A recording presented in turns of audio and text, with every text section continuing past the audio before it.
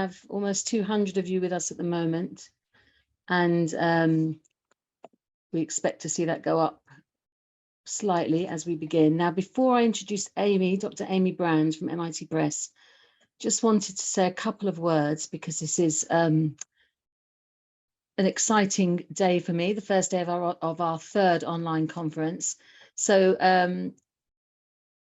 I wanted to say I was at an in-person conference last week, and though it's nice to see, it's always lovely to see people in the flesh, I'm struck by today, as Claire mentioned earlier, that we have, I've just checked, and we still have registrations coming in, and we are up to almost 700, I think we're up to about 775 registrants from almost 70 countries now. Now, our last in-person conference was in 2019, and that was, I think, our largest in-person conference, where we had over 240 registered delegates from 20 countries. So I think that speaks for itself. And although it's sad that we can't all be talking to each other in the flesh, we are delighted that so many people from around the world are engaging with what OASPA is offering to you this year. And one other upside, last year I talked about where I was, and I was last year on the west coast of Ireland in Connemara. The year before that, I organised this conference from the southwest of France, and today I am in a cloudy West Yorkshire in the UK, but the autumn colours are just starting to show. So that's another upside to virtual events, and I've loved reading where all of you are from in the chat, so do continue to tell us who you are and where you're from. Okay, now enough about me, so on to Amy. So I'm just going to do a very brief introduction about Dr. Amy Brand, and then I will post her full biography into the chat. So Amy Brand is director and publisher of the MIT Press, and is widely recognized for expanding knowledge, access to knowledge, and promoting equity in science. She has held a number of positions in scholarly communications, higher education, and information access, including digital science at Crossref, Harvard University, as well as MIT. And under Amy's leadership, the MIT Press has created a new open access business model for monographs entitled Direct to Open that provides global access to as much scholarly book content as possible. Amy co-founded the Knowledge Futures Group, a non-profit dedicated to building and supporting open knowledge infrastructure, and was a founding member of the ORCID board, and currently serves on boards of several information and media organizations. And I'll just tell you a little bit about why the conference committee decided to invite Amy today. So earlier this year, Amy published a very interesting and useful article that was about how we get to a faster and fairer system of knowledge mobilization. She talked about the tensions between the academy and publishing, and that posited that we have a polarization problem where we've sorted different players into camps of good and evil. And she feels that this does not create effective solutions. So myself and some of our committee members who read that article were straight away wanting to invite Amy to speak today, and that's how this has come about, and we're delighted that she accepted our invitation. And I'm now going to pass it over to Amy, who's going to talk to us for, I think, about 20 minutes, and then we'll have time for your questions. So please do put any questions as they occur to you into the Q&A, and we will have Amy answer those after her keynote talk. Over to you, Amy. Thank you. Thank you so much, Bernie. Am I audible? Is this good with my headphones? It's good. Yeah, good. All right. So thanks, Bernie and Claire and the organizing committee for inviting me. And thanks to the audience. It's great to see people participating from so many different parts of the world. The international makeup of this conference is truly wonderful. And I'm deeply honored to deliver this keynote and to offer a North American University Press perspective on all things open access.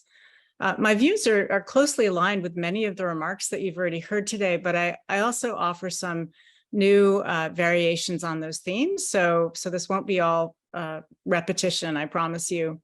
At the MIT Press, we're celebrating our 60th anniversary this year. And we are committed, as we have been for some time, to transitioning all of our scholarly books and journals to open access over time. But we're working really hard to develop sustainable, practical models for doing that. So the theme of the OASPA conference this year, Beyond Open Access, is especially timely and resonant in light of the new White House Office of Science and Technology Policy directive that was issued and that you've heard about already today on ensuring free, immediate, and equitable access to federally funded research. So this requires all U.S. agencies that award grants, including the National Endowments for the Arts and the National Endowments for the Humanities. This is not just science, to make it a formal condition of funding beginning in 2026 that publications and associated data resulting from federal grants be freely accessible upon publication. And I've had conversations with many private foundations who consider this the new standard as well. So this is a public policy milestone, and there's also valid concern out there that it will ultimately grow commercial consolidation in the academic publishing sector if steps aren't taken now to mitigate that particular risk. So I believe it's really up to the academic community and mission-driven publishers, meaning this community, to ensure ongoing innovation and competition in the business models, entities, people, infrastructure for scholarly and scientific communication. I like this quote from Kathleen Shear: diversity in services and platforms, funding mechanisms, and evaluation measures, diversity that reduces the risk of vendor lock-in for academic institutions around the world. In addition to going beyond open access, we also need to go beyond binary thinking about open access. I'm a cognitive scientist by training, and so I understand the deep human tendency to engage in categorical thought as a strategy to navigate complexity and uncertainty. But as an academic publisher, balancing the priorities of running a business with a mission to expand access to knowledge in a whole host of ways, I've spent years working on the gory details and the practical implementation of open access in books and journals and infrastructure. And, you know, I've seen, and this was the article that Bernie was referring to, I've seen reductive models, trivialization, if you will, polarization, repeatedly impede our progress towards open knowledge. I think that this cartoon speaks eloquently. It may be a bit of an exaggeration, but to the disconnect between how open access is often construed and the reality of the broader academic ecosystem. So as you've already heard, some of today's OA solutions may ultimately prove counterproductive for the cause of more accessible, impactful knowledge, and interim solutions may backfire because of that, short-termism, if you will. Science communication is a complex system requiring complex intervention. So how we publish is deeply connected with the research life cycle, that interplay among authorship, credit, diverse measures of impact, funding, and academic career advancement. And so how we achieve open access has consequences across this ecosystem that academic stakeholders, including, and really crucially, faculty and university management, would be wise to be paying more attention to now. So if there's one takeaway I want to leave you with, it's that there's a very important role here for universities in getting this right, and a need for greater university investment in research communications, in part as a counterpoint to growing commercial ownership. So we'll turn now to some journal examples and talk about the relative merit of different OA models, some of which you've heard about already today. So, some commentators predict that one outcome of the OSTP directive will be accelerated growth in read and publish deals. And of course, we're already seeing lots of read and publish deals.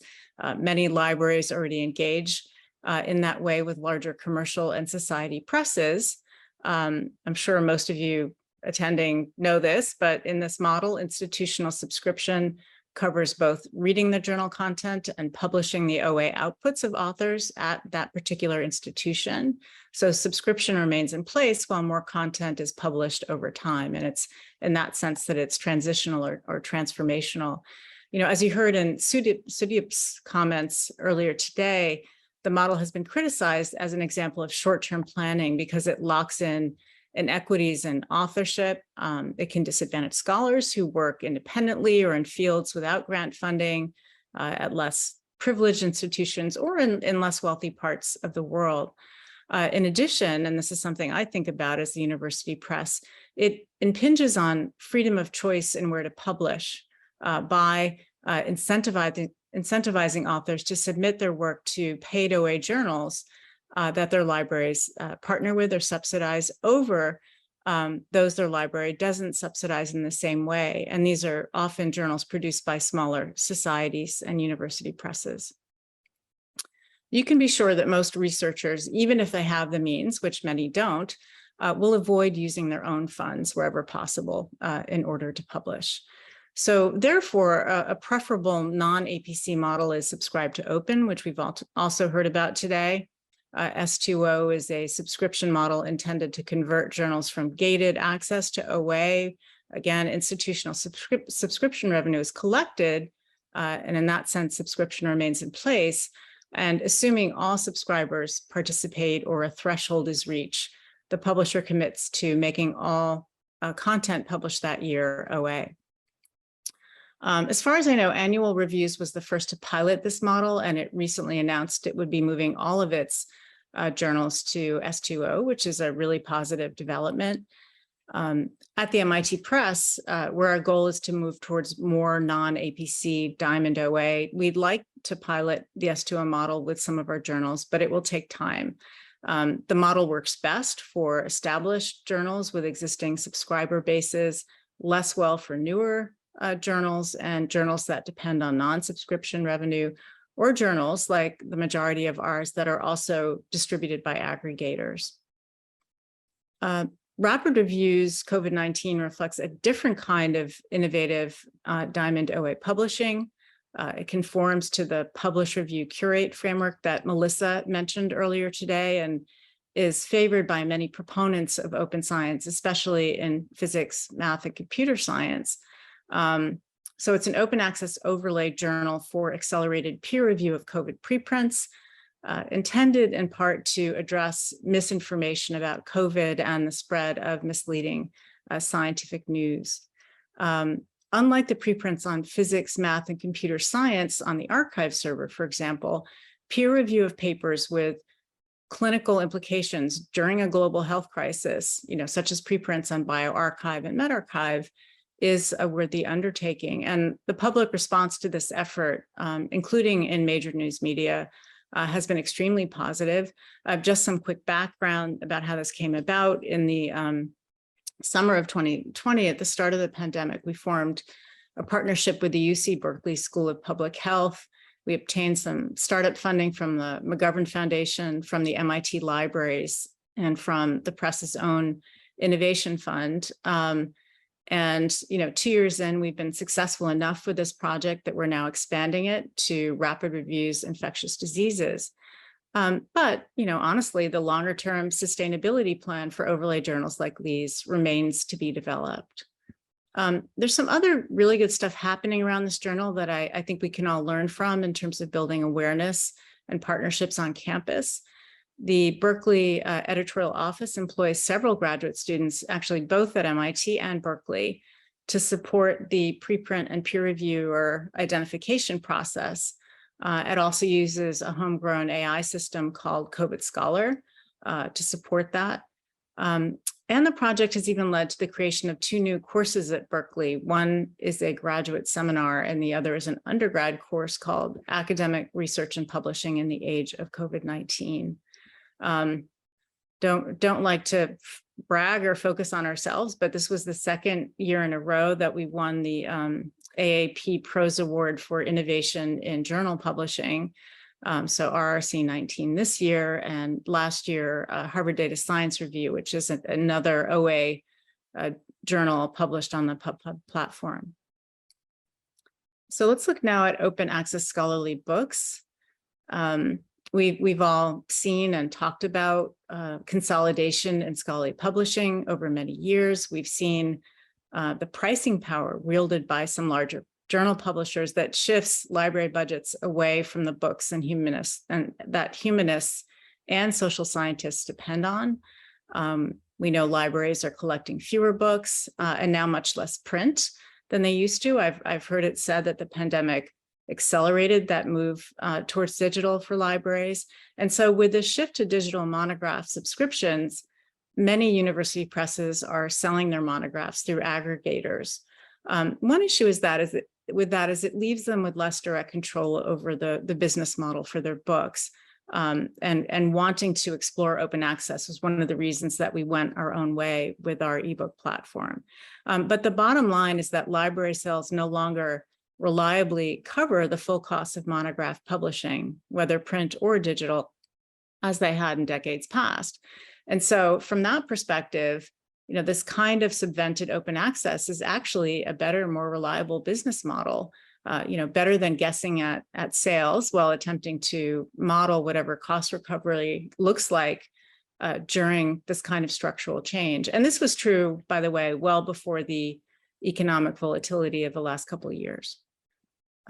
So our D2O open monograph model was directly inspired by the S2O journal model that Rand Crow had helped develop, and he worked with us on this, and we had support from the Arcadia Fund. So it's a collective institutional subvention for books, and once we reach a threshold of commitments, we flip an entire season of monographs open at once in perpetuity. So for us, that's around 45 books, scholarly books each season. And we like to think of this as funding these books once for the world. I think my colleague Amy Harris came up with that phrase, which I like a lot. So participating libraries also obtain access to a large collection of backlist titles, as well as a discount on our trade titles. This means it's not a purely altruistic model. There are hedges against the free rider problem that we have to think about with these kinds of diamond OA models. We are about 240 libraries now. So we've been able to open all of our 2022 titles, so 2 seasons worth open. But it's too early to tell how sustainable the approach is, how library budgets will fare in future, or how it compares to similar but different ebook models. So one challenge is that funds to support open access in general don't necessarily flow that easily from one library budget silo to another. And so supporting models like this may ultimately require institutional funding that goes beyond already stretched library budgets. In fact, this is now happening at the University of Michigan Press and Library, with a $1.2 million pledge recently announced for their open ebook program. I think that's a wonderful development. At MIT, we recently received a one-time grant of $500,000 from our provost's office for open scholarship, although not specifically for our monograph D2O model. So these are examples of direct institutional investment in academy-owned publishing, and hopefully they'll start a trend or contribute to a trend that we've seen with some born OA presses being directly supported by their universities. Another part of what makes it possible for us at the MIT Press to pursue these experiments and new OA models is our relationship with our underlying publishing platforms. So as I mentioned, in the case of D2O, we moved away from, to some extent, not entirely working with aggregation partners, and we now work with a commercial host, a Silverchair, but it is our own delivery environment. And so we are not subject to the terms and conditions set by, say, a third-party aggregator. But most of our experimental OA projects, such as this collection of pandemic-related resources, are undertaken in partnership with the Knowledge Futures Group and their open source platform, PubHub. Just as a general comment, infrastructure, which we've talked about already today, who owns it, how it's funded and governed, is really where the academic community needs to focus its attention to address many of the inefficiencies and inequities in scholarly communication. And by infrastructure, I mean publishing platforms and related technologies, standards, policies, licenses, and even business models. And of course, one of the complexities here is that so much of academic publishing, but especially that of smaller publishers, has historically outsourced that infrastructure, the technologies that we serve our content on. In 2018, we launched the Knowledge Futures Group, which is a nonprofit open source software organization. It was a partnership with the MIT Media Lab at the time, with a mission to incubate homegrown research technologies, to spark a movement towards greater institutional investment in this kind of infrastructure, and to provide an alternative non-commercial path to sustainability and economic viability. The PubPub platform is used by communities around the world for a range of publishing activities, from journals to books, conferences, policy documents, and it provides strong capabilities around multimedia and data. As of June 2022, PubPub had over 77,000 registered users who have created 4,100 communities and over 55,000 total publications. So, as one example, it hosts the audiovisual preprints for Africa Archive, which are otherwise on OSF, so the Center for Open Science platform. So when you have open tools and platforms like this, you can easily collaborate across platforms in this way. PubPub is a core component of MIT Open Publishing Services. That's the way that we provide a suite of services to the academic community on and off the MIT campus for content that isn't necessarily branded MIT Press. It's not content, it's often content that doesn't fit in a book or journal bucket. Several university presses have publishing services operations, and it was something that we also talked about today as a way the nonprofit publishing community can address the needs of researchers.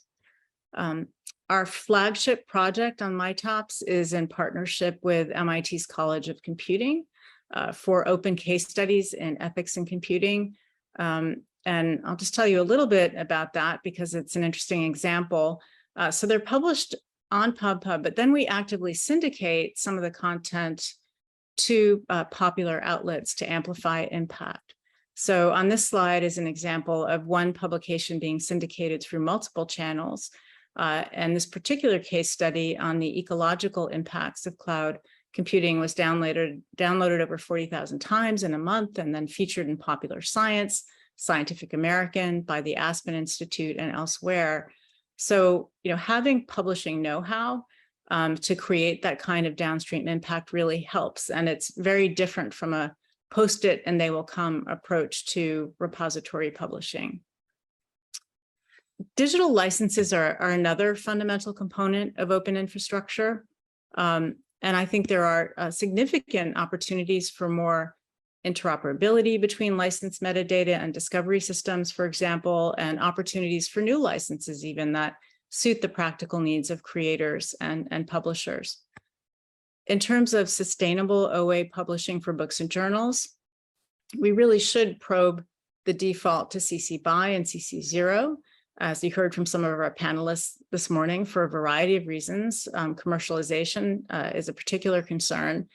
I also think it would be helpful to the overall cause of open access to have more empirical data on how such licenses have accelerated discovery and innovation.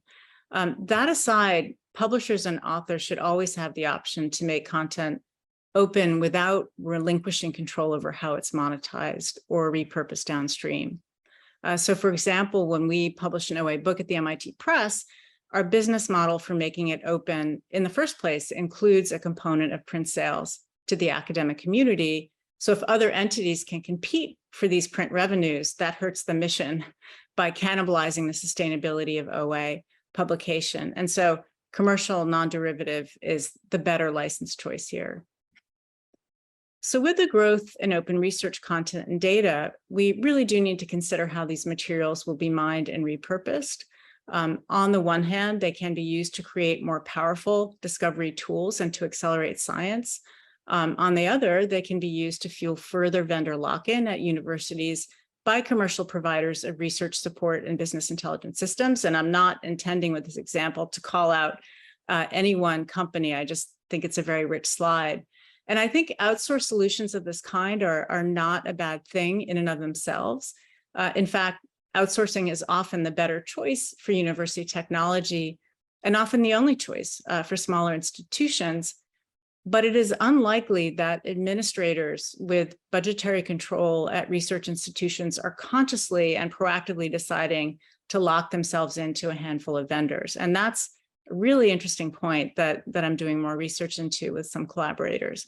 We need to pose the question now, at the very least, when and under what conditions should research content be shared with licenses that prevent the kind of commercial reuse that may have unintended consequences for our institutions and the broader research enterprise. We also need to provide alternative development and sustainability pathways for new academic technologies if we wish to avoid further consolidation, further lock-in. This slide lists several research technology companies that have been acquired by large publishers in recent years. And of course, this is only a partial list.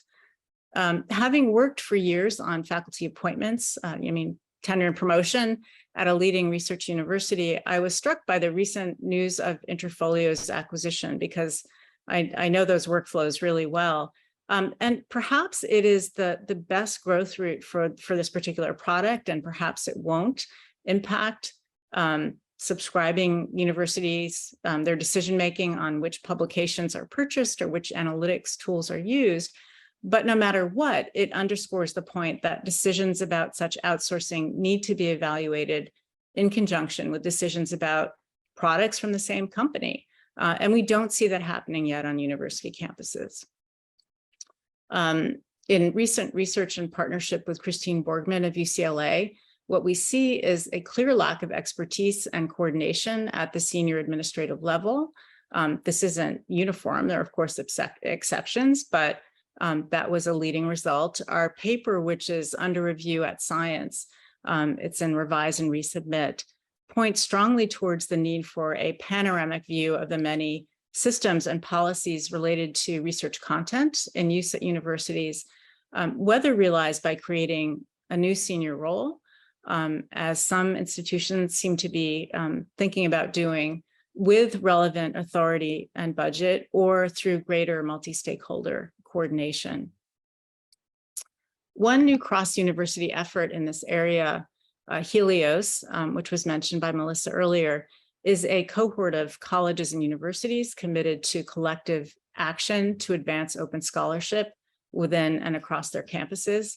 Many leaders from US institutions have already joined to work together on a more transparent and trustworthy research ecosystem.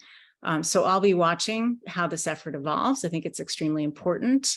I'll also be working on ways to engage more faculty directly on these issues. Faculty awareness and buy-in will be key to the success of new university efforts in open scholarship, just as they were back in 2008 when the first faculty-led self-archiving policies were developed.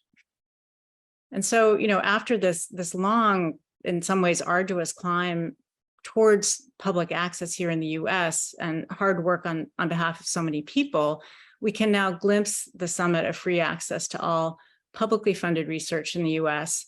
And the question now is, what lies over the mountain? Are there more peaks to scale? How might we build a more sustainable, university-centric, researcher-centric publishing ecosystem? Whatever healthy competition in the space looks like, I think the time has come for universities and other knowledge institutions and their faculties to assume a larger role in mitigating the risks that arise from ongoing consolidation and infrastructure, privatization of community platforms and analytics solutions as well. Among the questions I hope to see deliberated more actively on university campuses, when and under what conditions should open research content be shared with licenses that limit commercial reuse, as we engage in commercial partnerships that involve academic data and analytics? How can we protect the privacy of individuals within our community? Are there investments we can make now to promote and sustain a healthy level of competition and distributed innovation within research communications? Other crucial questions are, how can we allocate our limited resources so they align with academic freedom and values that go beyond open access on its own, towards a diversity of global voices and research fields, towards fairness and transparency in how we assess knowledge production across different fields, integrity in research methods and communications, and crucially towards translating research outcomes for needed impact on public policy and human well-being. This is something that Jeffrey was talking a lot about earlier today. So I'll stop there. I have so many collaborators to thank for their intellectual partnership in this work. And thanks to you, the audience, for listening. I wish I could see all of you. It's such a different experience giving a talk like this over Zoom. And I'd be happy to take some questions.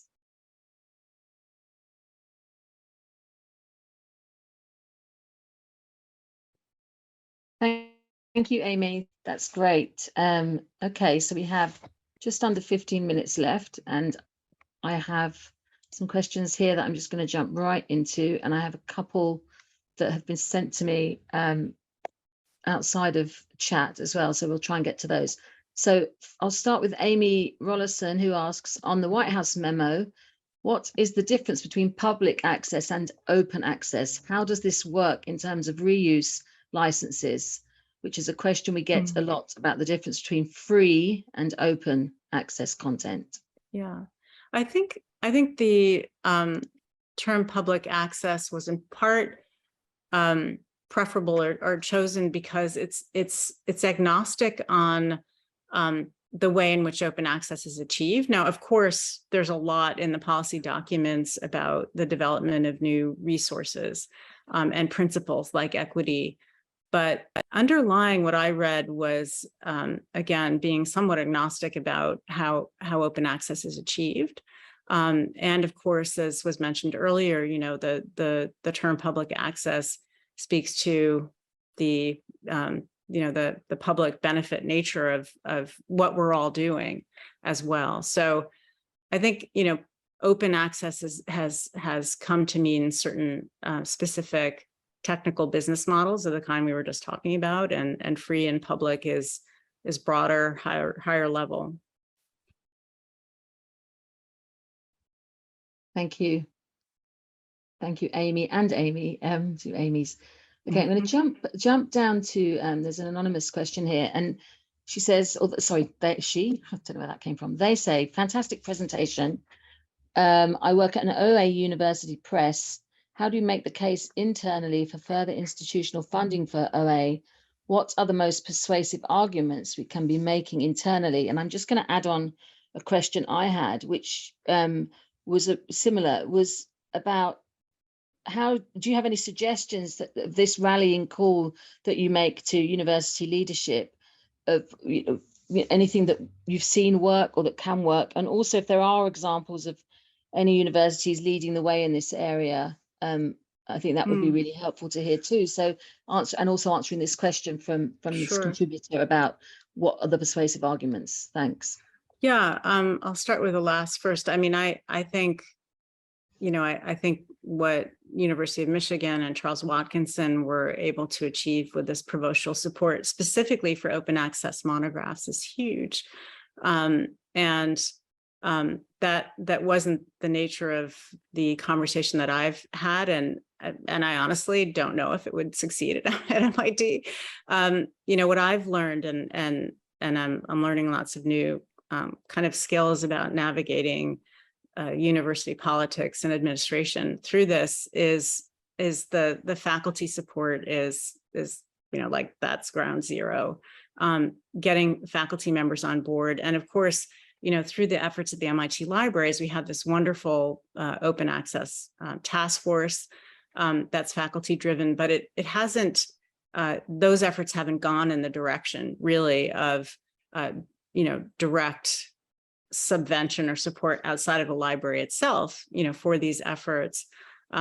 What I'm trying to do, it's not officially launched or composed yet, is put together a faculty initiative of sorts at MIT that would help make the case. And, the arguments are, at least at my institution, it's always been a very pro open knowledge institution.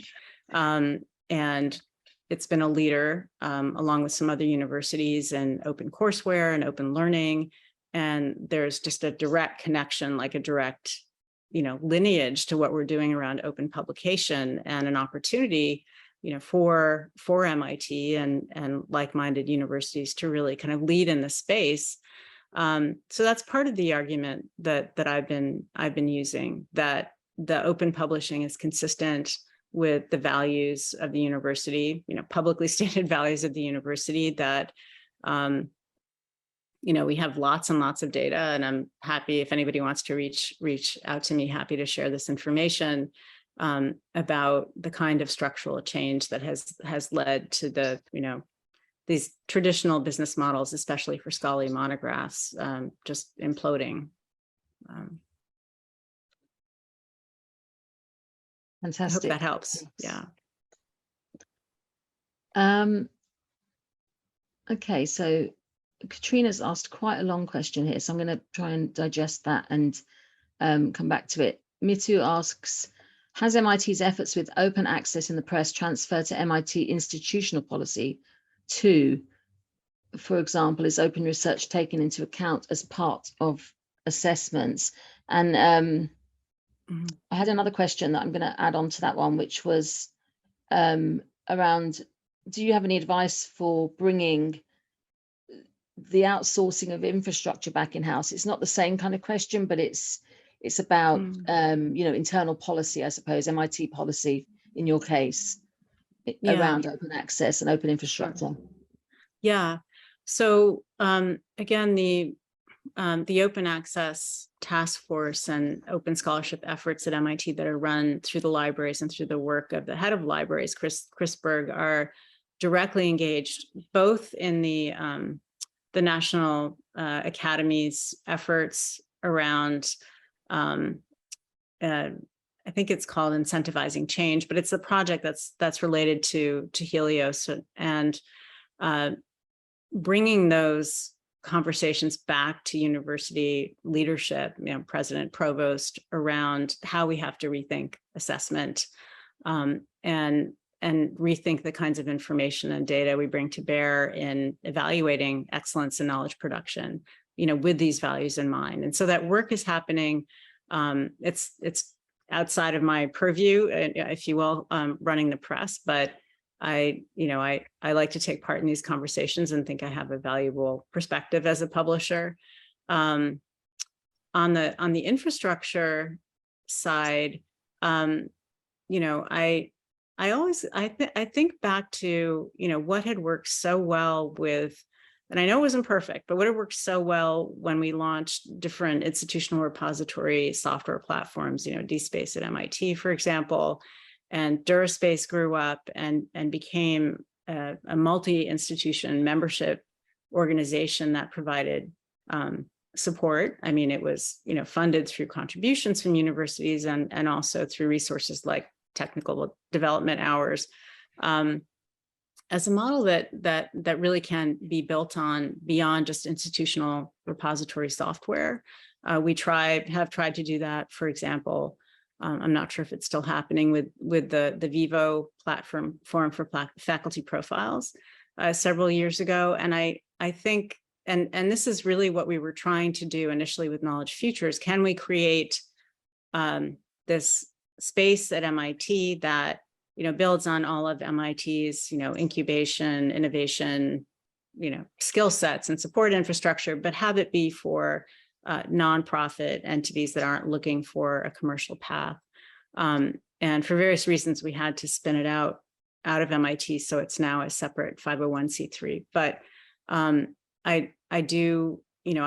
imagine that efforts like that, and they are happening at other institutions in the publishing space. They start with grant funding, and then hopefully over a period of proving their value can lead to a longer term sustainability, probably ultimately, with a kind of institutional consortium, around them, right?